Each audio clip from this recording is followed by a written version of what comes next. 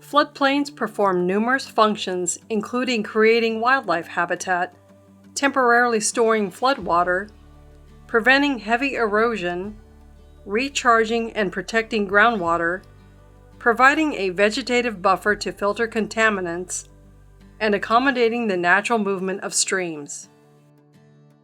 Floodplains and floodways impacts must be evaluated as directed by Executive Order 11988, Floodplain Management and the Federal Highway Administration Policy and Procedures in 23 CFR 650A. Communities accomplish this by requiring permits for development in special flood hazard areas. The State Emergency Management Agency, or SEMA, has been granted authority to regulate floodplain development by state agencies and to issue floodplain development permits for state projects.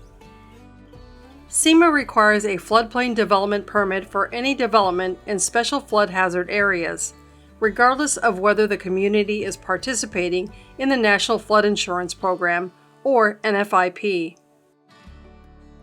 A floodplain development permit is required when a project or areas of a project are in the 100-year floodplain and/or the regulatory floodway. Projects in the regulatory floodway also require a no-rise certification that is signed and sealed by an engineer licensed to practice in Missouri. A no-rise certifies that a project will cause no rise in the regulatory floodway of a given flooding source. This confirms that the project will not create any increase to the base flood elevation of the flooding source at published cross-sections in the flood insurance study for a given community. Also, it will not create any increase to the base flood elevations at unpublished cross-sections in the vicinity of the proposed development. The no-rise certification must be provided with the floodplain development permit application to SEMA to obtain the floodplain development permit. SEMA and MoDOT developed a Memorandum of Agreement, or MOA, which outlines a special permitting procedure between the agencies to expedite the actions required under State Executive Order 98-03. The MOA lists certain construction and maintenance activities that can occur in the 100-year floodplain and the regulatory floodway that do not require MoDOT to obtain floodplain development permits from SEMA. MoDOT's environmental specialists will determine if projects qualify under the MOA. The Request for Environmental Services, or RES, provides the Design Division staff the necessary information to obtain approvals and clearances from the Federal Highway Administration and the resource agencies. This ensures project compliance with state and federal regulations, thus preventing project delays or stoppages. The district will submit an RES at each project development milestone. These project milestones include the location and conceptual stage, preliminary plans stage, right-of-way plans stage, and the final design plans stage. The district initiates this process by submitting an RES to the Design Division for every project. For projects that require an environmental assessment or an environmental impact statement, the Design Division and the district will determine when to begin this process, since an RES is not submitted for those projects until later in the NEPA process. During the location and conceptual plans stage, MoDOT environmental specialists will identify whether the project is located in a 100-year floodplain and/or the regulatory floodway. If the project will encroach upon the 1% floodplain and/or the regulatory floodway, the environmental specialist will communicate this to the district via the RES response. The environmental specialist will work with the district to begin the process of obtaining a floodplain development permit.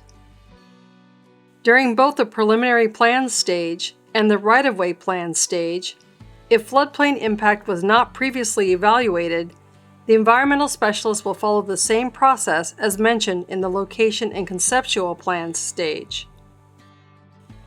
If the project will encroach upon the 100-year floodplain and/or the regulatory floodway, the environmental specialist will communicate with the district to begin the process of obtaining a floodplain development permit.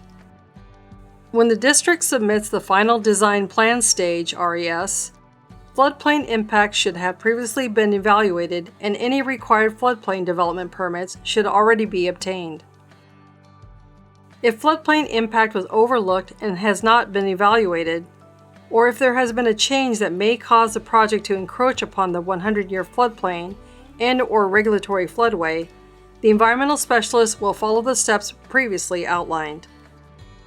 Floodplain and floodway impacts must be known prior to letting, and any required floodplain development permits must have been obtained. If the floodplain development has not been obtained, the project may be delayed until these permits are received.